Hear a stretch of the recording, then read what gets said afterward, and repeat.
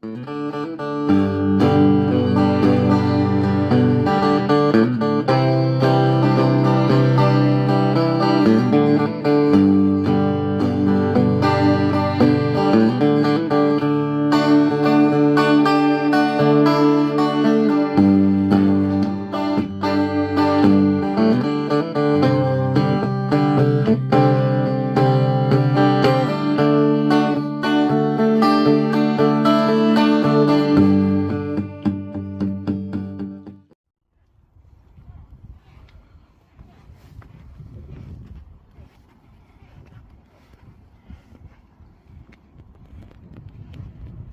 morning.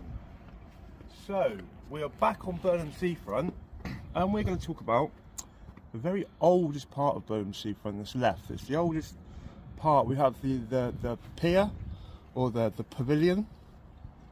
This is the only example of a stilted short pavilion left in the UK, and also the part of the seawall that it's attached to is the original, well, not the very first seawall, but the Victorian seawall.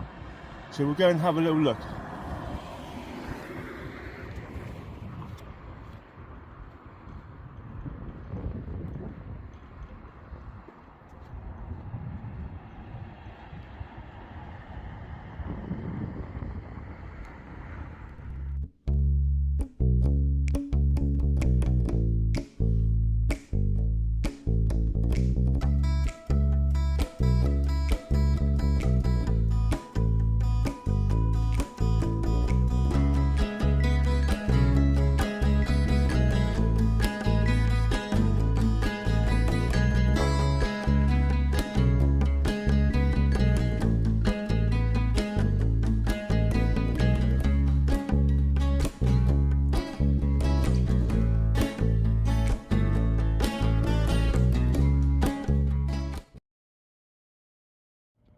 So we are at Burnham Pier, or Burnham Pavilion.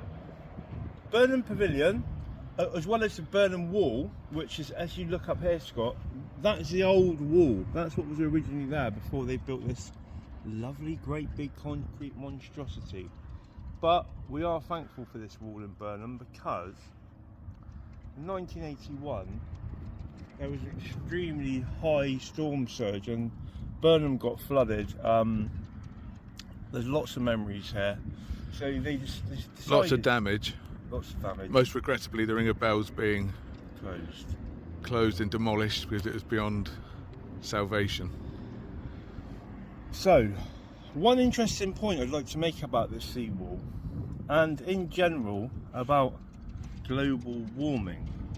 Now, we've been told since about the time they built the seawall that the polar ice caps have been melting and the sea has been rising every year since about 1988, I would say. But for a normal person who doesn't really listen to the hype, only goes on the actual experiences and facts from experience and living the life, the sea hasn't risen at all.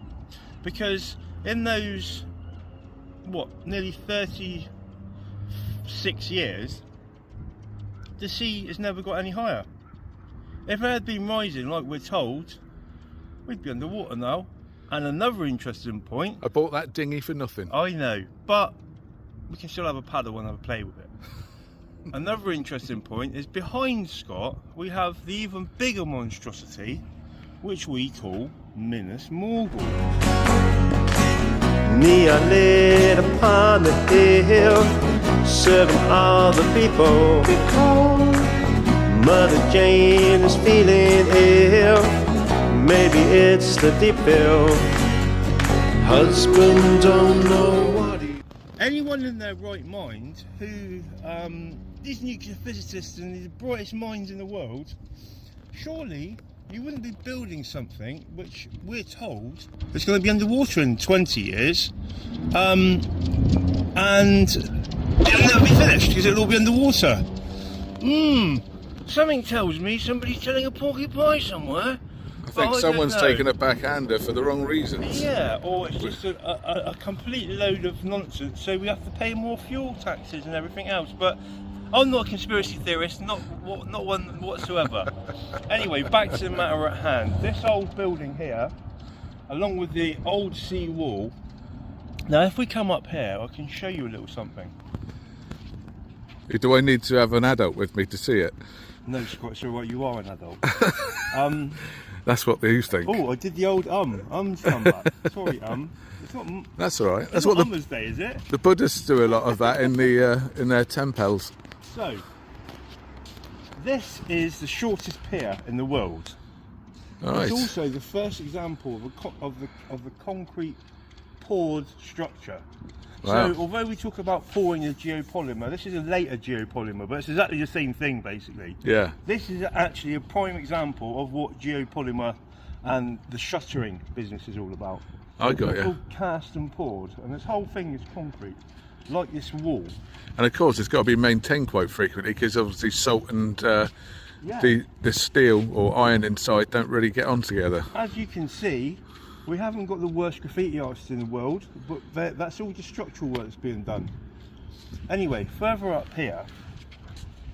And look, there's some Victorian. Is that Pringles? Oh, Victorian Pringles. Oh, someone's left a snack for us. Let's just have a go quick look, see what they've left for us. Mmm. Is that Pringles? Oh, Oh no, this is flipping. This is shop's own brand. Oh, I eat Pringles, the genuine article. Anyway, But look, you see that the plumbing for the upstairs amenities. so over here, many a youngster will have spent a teenage time underneath this bit here. What would they have been doing, Phil? Because that wouldn't be up my street. Drinking, usually, that's what I used to do. Smoking, where Mama couldn't see you. Maybe, I mean, I wouldn't know anything about that, but Smoking tea. up here, there are still some examples of grates, and the water actually used to come up and just rush right up. If I can see some over here, look. Oh right. Oh my God, look how many cigarettes are up there. Where? There. Wow. Somebody definitely been smoking down there. But Yeah. yeah, we want to come and show you this because this is what Burnham seafront was like. Time they came out as a smoker. The whole of the seafront was like this. Not littered with cigarettes, but they put these metal contraptions in there so you can't get up underneath, because what people used to do was go up underneath there and climb up through the grates. You push a grate up and climb through. I've done it. Really? Yeah, many times. And I tell you what I used to do when I was very young. I came up here with a water pistol, and when be a lady walking past with a skirt on, I'd be firing it upwards, and I've let go.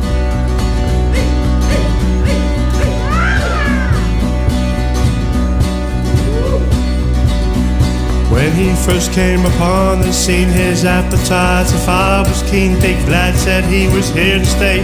He got in the ring, put him away. Yeah. Heavyweight champ of the world, upon the platform he could build. No one could come take his crown. It's like no one could ever knock him down. Knock him down.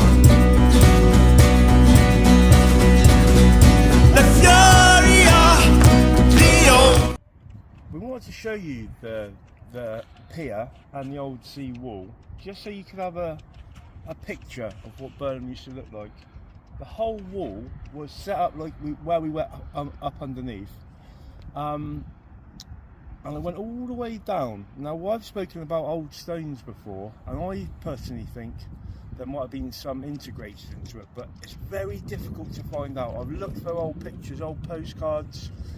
That area of Burnham down there, the North Esplanade, South Esplanade, is it's very hard to find stuff on that. I have found stuff, and it's it's not quite so easy to make out where the stones were, but you can see objects with large shadows coming off them, which I personally think were old stones. But this whole area of Burnham was known as a very powerful healing centre. The town is almost unequalled in its healing powers.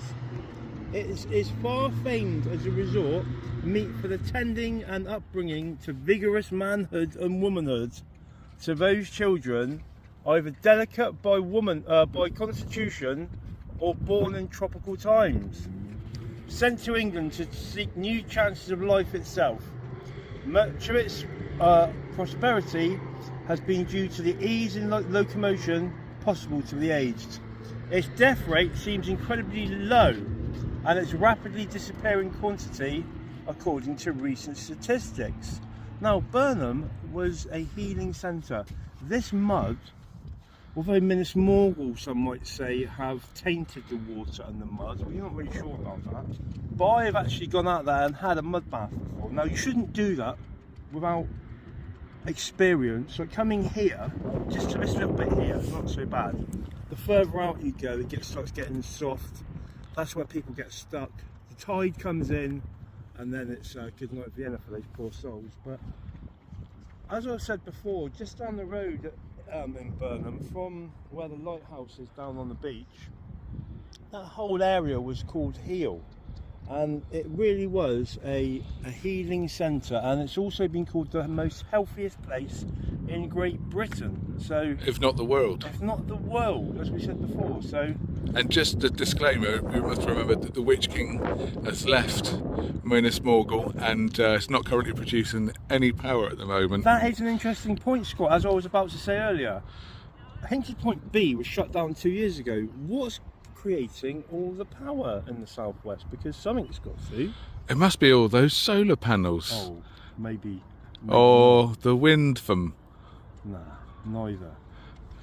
Well, these are questions we've got to ask. If John F. Kennedy was alive today, he could tell us all the answers.